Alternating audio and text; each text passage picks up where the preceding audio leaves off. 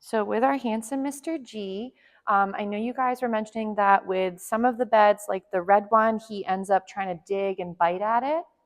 And the green one, he's been having trouble and he actually goes and pees on it. So remember that for a lot of babes, when they do have accidents, we do want to clean it with an enzymatic cleaner. So nature's miracle or simple solution. So right now I did take out a few novel chews and I loaded them with a little bit of some of his cheese and some of his training treats. So now what we're trying to do is pair the mat work with some chew time. If, for example, he gets up and wiggles a lot, then it could be one of those situations where he maybe is overtired, or we were discussing this morning too, if let's say he tends to gnaw on the bed a lot or try to dig in it, it could be one of those moments where he's just not ready to practice that scenario or that setup for now. What is it, Hippo? I know. Sometimes we get bruises from bumping into things. So with our puppy, we could go ahead and practice mat work like this, where it doesn't necessarily have to be working a sit or a downstay on a target. We would want to start to create these new but beneficial associations where the bed itself equals hang out with an item. This could be something you also implement when you go outdoors once he's already gone to the restroom. So if let's say stepping outside, like a little bit we mentioned earlier with the toy exchange game, is that when there's all these items out, those become hopefully the novel things to play with, and you could redirect his mouth from chewing on sticks or trying to eat the dirt onto the chew items you'd prefer. So for Mr. Handsome right here, we might go and see if we can get him to practice both the mats. So let's say he's really loving this chew and he's enjoying it right now. Hi, my lovey. What you want to do is sometimes also feed him while he's hanging out enjoying that item. So Ebba, if you're going to be a dragon, that's fine, but we're not going to go scare the puppy. Okay, you can have dragon claws, that's fine. So for Mr. G, as he's practicing his bed, we're gonna go ahead and at times reinforce him by just enjoying the chew, but other times I wanna build up that meandering around him can also have value, almost with that treat and retreat that we did a little bit in class.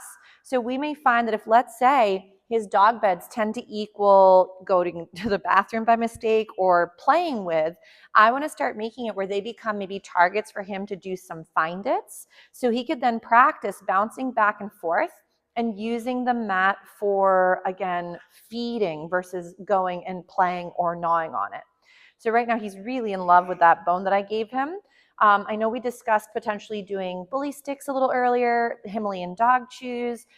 You might find, something of value that he doesn't get all the time. Use those items though for moments you want little breaks or for moments where you want to have a rest period for him or a chew item you'd like to replace that gnawing onto the appropriate item. All right, hi there, dragon. So again, he's enjoying this one. I'm gonna again feed over the mat just to reinforce that we can have chews, lick items, and enjoy some crumbs. So I'm gonna go, ready, Gus? Right there, beautiful, right into some find its on his mat. He did, he was very excited. So what I sometimes like to do too is make it fun to go back and forth between the two targets, and he's being fed for any time he goes on the mat and he offers other skills other than biting the mat or, for example, scratching on it. What is it, Hippo? In red and green or Christmas color. Oh yeah, he is almost a little Christmassy. So with Mr. G right now, notice how he's working back and forth. I wouldn't do this so long that you either have an oops moment where he might urinate. The other thing too, like I was mentioning with cleaners, 1 second, Hippo, okay? Because Mama's doing the video. Remember, if you're gonna be my helper, you can be a dragon, but you can't interrupt Mama while she's working. Okay, thank you. So let's say Mr. G again, I might go, yes, toss a few snacks. Again, Ebba, can you leave him be while he's working? Thank you.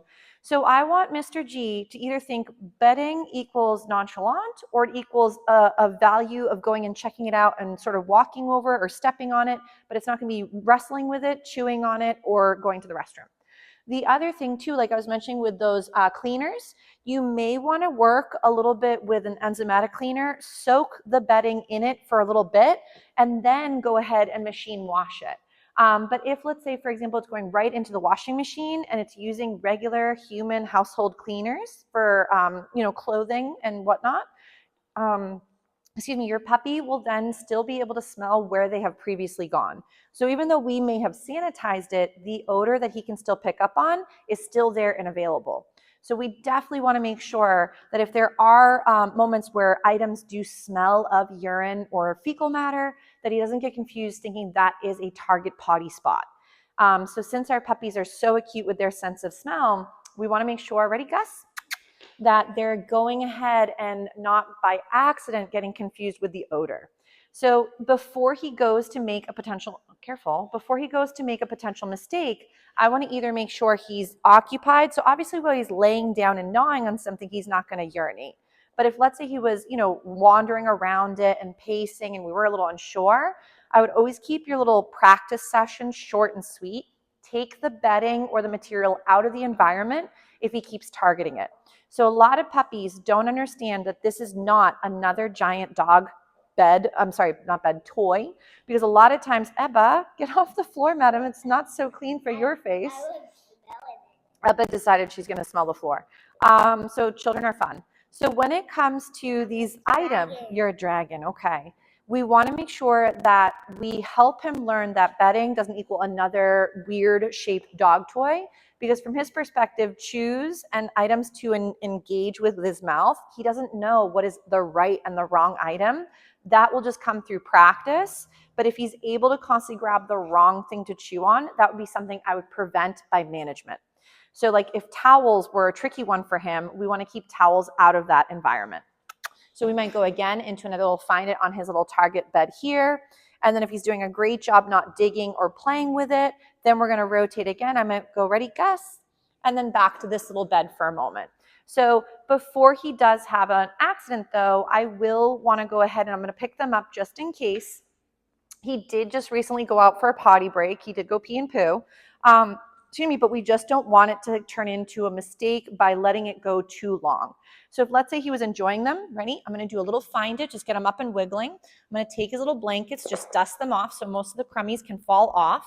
And then you guys could practice this a little bit at home, but make sure you have those novel chew items that he could work on. So I'm just going to plop these off to the side because he did a really nice job. I just don't want them to be in range so he can't have an accident potentially occur. So now he could go from having the target mats just to having some regular items down on the ground. And then you can rotate through these different things at home as well. He's like, look at my beautiful bone. That's very nice. So that tail gets you again. He's got a very happy tail. So with Mr. G, remember that if he's putting other things into his mouth, obviously being a retriever, he's bred to obviously to do a lot with that mouth. So if we're taking normal doggy behavior and it's a little exaggerated because of his age group or because of his, breed, I would highly recommend maybe bring some very special new toys that you could then practice in those bubbles like we mentioned a little bit earlier with the toy exchange game. But for now, we'll give him a little break from those blankets. He did a very nice job. He likes to go visit my lovely lady, Ebba. And there we go. We got the train noise going by, which is another great novel distraction.